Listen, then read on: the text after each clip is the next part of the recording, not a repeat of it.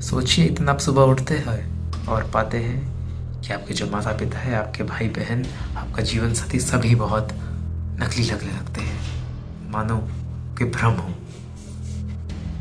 यदि अगर ऐसा है तो आइए इस वीडियो को समझते हैं ध्यान से। इस साइकोलॉजी में कहते हैं डिल्यूशनल मिस आइडेंटिफिकेशन सिंड्रोम, यानी कि कैपगस डिल्यूजन, जिसमें व्यक्ति को यह लगने लगता है कि उसके जो करीबी व्यक्ति है, चाहे उसके भाई बहन, रिश्तेदार, माँ बाप, कोई भी क्यों ना हो, सब एक भ्रम लगने लगता है, मानो उनकी जगह किसी हमशक्ल ने ले ली हो। आइए अब जानते हैं कैपगस सिंड्रोम को एक छोटी सी कहानी की मदद से। मान लीजिए रवि नाम का एक लड़का था जिसका कुछ ही महीना पहले एक्सीडेंट हुआ था, जिसकी वजह से उसके सिर पे गंभीर चोट आ गई थी। उसको घर तो लाया गया। कुछ हफ्तों बाद उसका व्यवहार, उसका बिहेवियर कुछ अलग सा होने लगा। जब भी उसकी माँ उसके पास आती तो रवि अपनी माँ के पास जाने से कतराता, डरता। वो कहता तुम मेरी माँ नहीं हो, तुम मेरी माँ नहीं हो, जल्दी बताओ मुझे, तुम हमशक्ल हो ना उसकी। ठीक ऐसे ही रवि भी बिहेव करता था।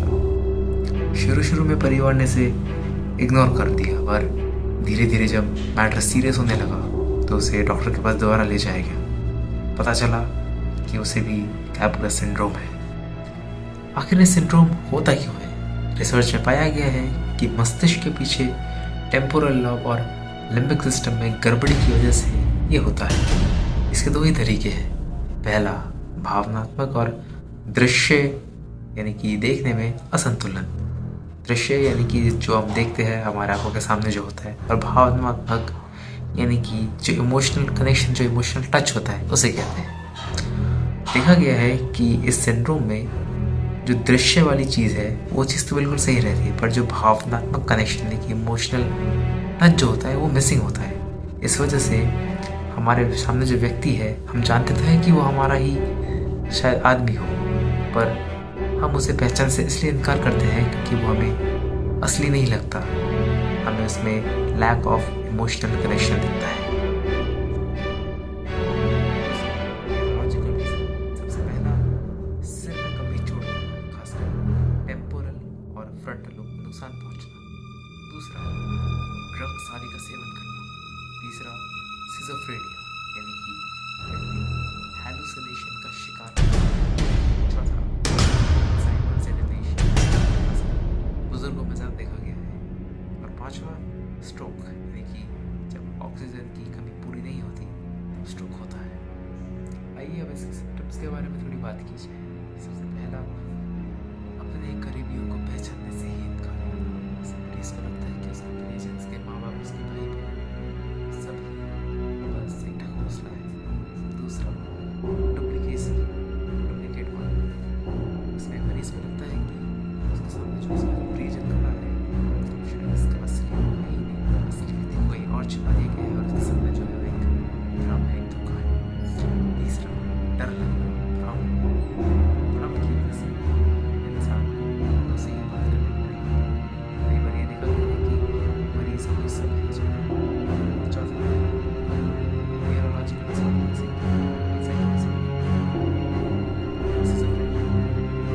अब इसका इलाज कैसे किया जाए? सबसे पहला, मेडिसिन जैसे कि एंटीसाइकोटिक्स, हैलुसिनेशन को कम करने के लिए।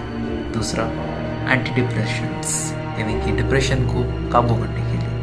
या फिर कोई दूसरी न्यूरोलॉजिकल मेडिसिन्स। दूसरा, साइकोथेरेपी या फिर काउंसलिंग।